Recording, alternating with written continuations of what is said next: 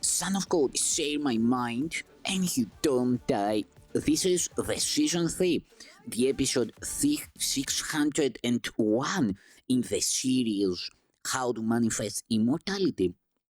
And the name of today's teaching is Faith, Belief, and Vision.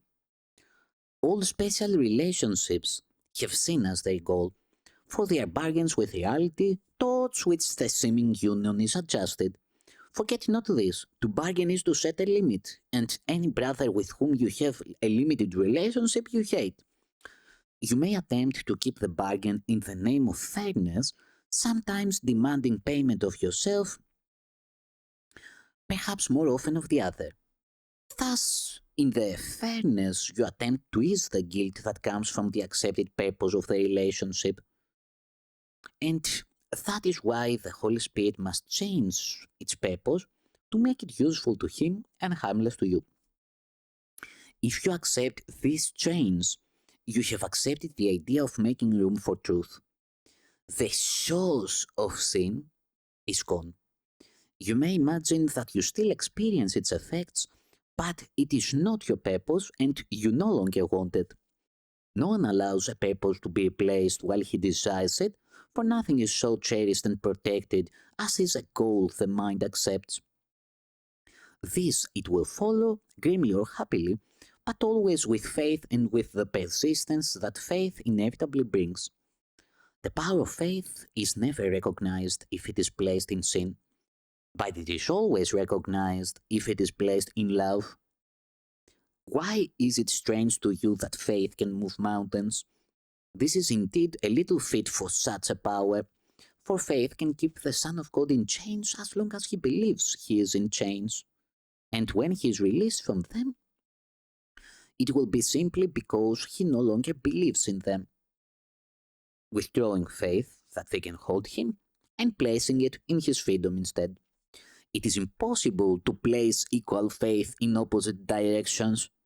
What faith you give to sin, you take away from holiness, and what you offer holiness has been removed from sin. Faith and belief and vision are the means by which the goal of holiness is reached. Through them, the Holy Spirit leads you to the real world and away from all illusions where your faith was led. This is His direction, the only one He ever sees.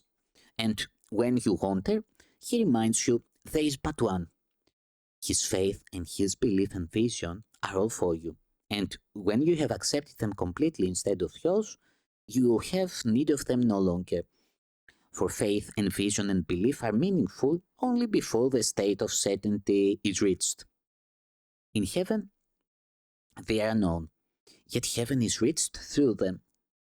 It is impossible that the Son of God lack faith, but he can choose where he would have it be. Faithlessness is not a lack of faith, but faith in nothing.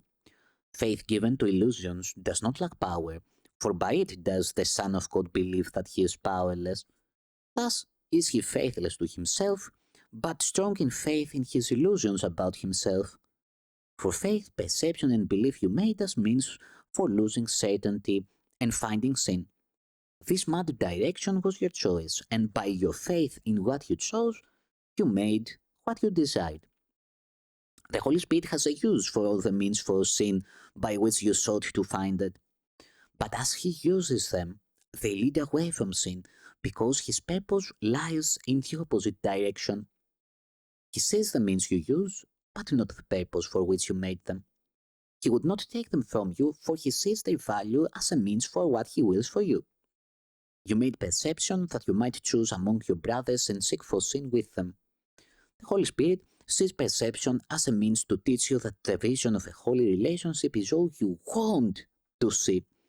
Then will you give your faith to holiness, desiring and believing in it because of your desire. Faith and belief become attached to vision as all the means that once served sin are redirected now towards holiness. For what you think is sin is limitation, and whom you try to limit to the body you hate because you fear. In your refusal to forgive him, you would condemn him to the body because the means for sin are dear to you. And so the body has your faith and your belief. But holiness would set your brother free, removing hatred by removing fear, not as a symptom, but at its source. Those who would free their brothers from their body can have no fear. They have renounced the means for sin by choosing to let all limitations be removed. As they decide to look upon their brothers in holiness, the power of belief and faith goes far beyond the body, supporting vision, not obscuring it. But first, they chose to recognize how much their faith had limited their understanding of the world, desiring to place its power elsewhere, should another point of view be given them. The miracles that follow this decision are also born of faith. For all who choose to look away from sin are given vision and are led to holiness. Those who believe in sin must think the Holy Spirit asks for sacrifice, for this is how they think their purpose is accomplished. Brother, the Holy Spirit knows that sacrifice brings nothing. He makes no bargains, and if you seek to limit him, you will hate him because you are afraid. The gift that he has given you is more than anything that stands this side of heaven. The instant for its recognition is at hand. Join your awareness to what has already been joined. The faith you give your brother can accomplish this, for he who loves the world is seeing it for you, without one spot of sin upon it, and in the innocence that makes the sight of it beautiful as heaven. Your faith in sacrifice has given it great power in your sight, except you do not realize you cannot see because of it. For sacrifice must be exacted of a body and by another body. The mind could neither ask for it, could neither ask it nor receive it of itself, and no more could the body. The intention is in the mind, which tries to use the body to carry out the means for sin in which the mind believes. Thus is the joining of mind and body, and an inescapable belief of those who value sin. And so is sacrifice invariably a means for limitation and thus for hate. Think you the Holy Spirit is concerned with this? He gives not what is his purpose to lead you from. To lead you from. You think he would deprive you for your good. But good and deprivation are opposites and cannot meaningfully join in any way.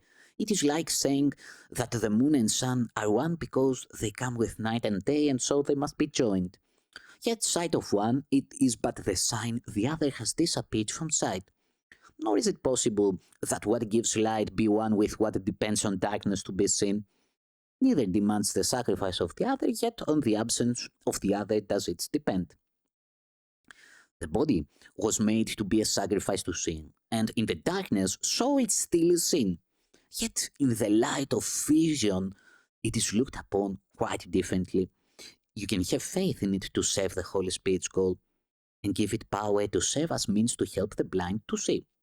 But in their seeing, they look past it, as do you. The faith and belief you gave it belongs beyond. You gave perception and belief and faith from mind to body. Let them now be given back to what produced them and can use them still to save itself from what it made.